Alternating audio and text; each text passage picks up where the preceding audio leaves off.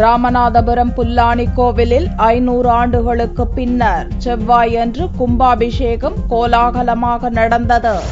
ராமநாதபுரம் மாவட்டம் திருப்புல்லானி ஆதி ஜெகநாத பெருமாள் கோவிலின் உப கோவிலான புல்லானி அம்மன் கோவில் சுயம்பாக உருவானதாக கருதப்படுகிறது. பழமையான இக்கோவிலில் 500 ஆண்டுகளாக கும்பாபிஷேகம் நடத்தப்படவில்லை. இந்த ஆண்டு கும்பாபிஷேகத்திற்காக கோவிலில் திருப்பணிகள் செய்யப்பட்டன. பணிகள் நிறைவடைந்த நிலையில் செவ்வாய்க்கிழமையன்று கும்பாபிஷேகம் நடத்தப்பட்டது.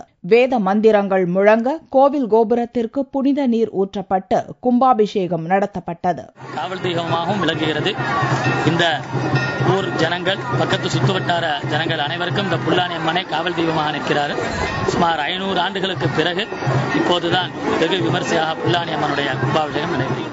500 ஆண்டுகளுக்கு பின்னர் நடந்த இந்த கும்பாபிஷேக விழாவில் சுற்று வட்டாரத்தைச் சேர்ந்த 50க்கும் மேற்பட்ட கிராம மக்கள் கலந்து கொண்டு சுவாமி தரிசனம் செய்தனர்.